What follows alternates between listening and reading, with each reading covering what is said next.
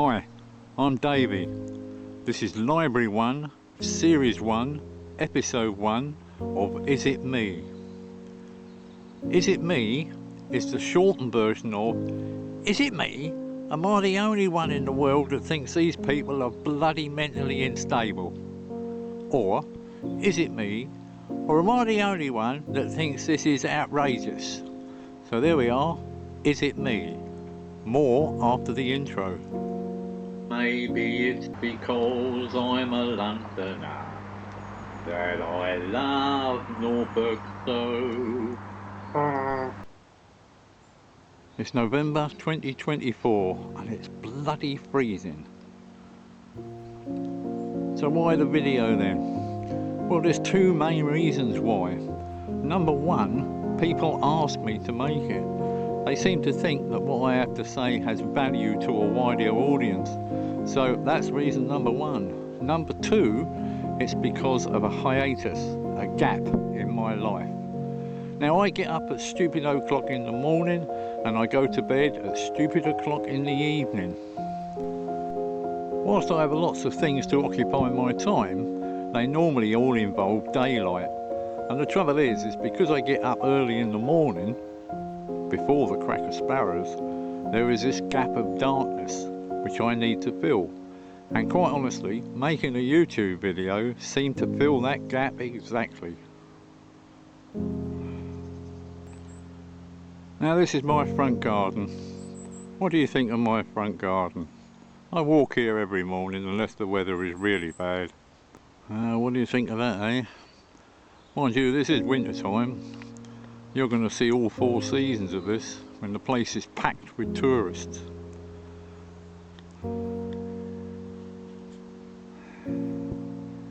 Now the first thing you need to know about me is I'm what was known in East London as a tight arse. That is someone who can light a fag in one pocket or peel an orange in the other.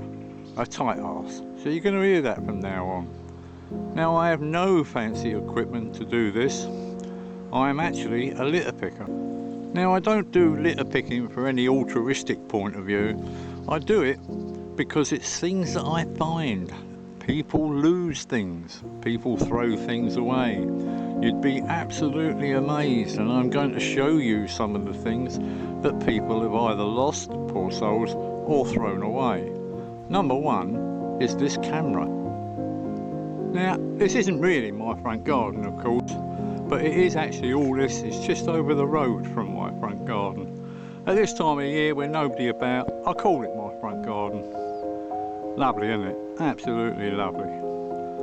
Now, before you lot all start having a pop at me about the condition of these videos, I would ask you to remember that this is all new to me. This malarkey is brand new. I've never done anything like this before.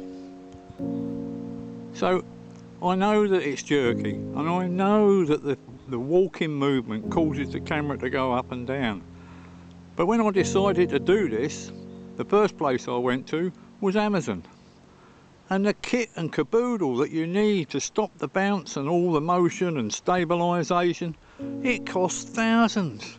And I'm a tight arse. So what I've done, I've made a brassiere, a bra. I've made it out of a bit of old skirting board and 2 bits of elastic, which I put round my chest. Now that's actually reduced this movement somewhat, but it's not perfect. And I would ask you to bear with me. The stuff you can buy on Amazon, head frames, chest frames, back frames, Zimmer frames, wheelchairs, skateboards, everything to stop the motion. Well, we just have to make do for a while until I actually get a bit better, okay? Man goes into a fish and chip shop and he says, "Can I have a video of Zulu Dawn, please?" And the guy behind the counter says, "Sorry mate, this is a fish and chip shop. We sell fish and chips. That's all we sell, fish and chips, nothing else." "Right," says the man, "I'll have a copy of The Sound of Music." He said, "Look mate," he said, "this is a fish shop, fish and chip shop. Nothing more, nothing less. We don't sell videos, we don't rent videos, it's a fish and chip shop." So the guy sits and thinks for a few minutes. He says, All right then, he says, give me 50p worth of chips and a fish called Wanda.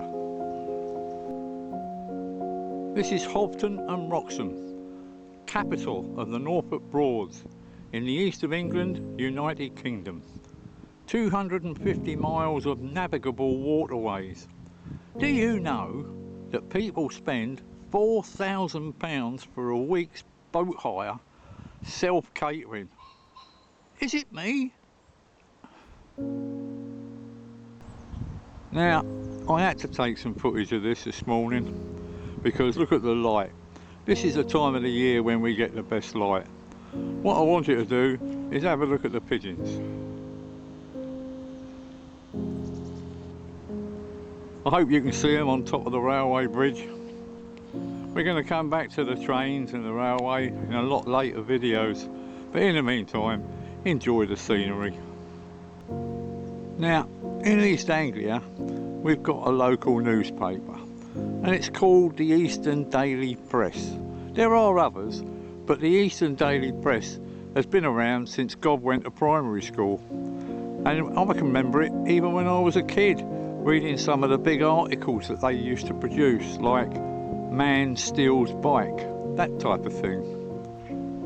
Today I'm going to tell you about a place called Dereham in Norfolk. It's pronounced Dereham, but they've got a great story this week which I thought I would tell you. They have come up with the bright idea of putting a post box for people to deliver letters to the dead. Is it me? I mean, really, is it me? A post box so that you can send letters to the dead. I mean, what do you write about? Hey Dad, hope you're well. I mean, honestly, is it just me? The idea of this bloody post box was dreamt up by some moronic twerps in the local authority, and they've actually erected the bloody thing. Check it out if you want to see it. Eastern Daily Press. Unbelievable. A post box to the dead. I can understand it with kids and Santa Claus sending, you know, letters to Santa Claus asking for things, but the dead, apparently, according to them, is to provide some form of comfort and solace to people who have lost people. Well, I've lost people, but I wouldn't know what to say to them, would you? Now, rather than post the pages onto these videos, which is what other people would do, I'm going to tell you some of the stories that we actually see in this newspaper. You're old enough to be able to go out there and click on the EDP if you want to read the stories for yourself. No reason for me to spoil that view with a cut and paste job, is there? In the next episode, we will be moving away from the river. We're going to go out into the fields and the farmland. And the subject which I'm going to talk about will be television. Remember, 75 years I've been on the planet. I was there when television was invented.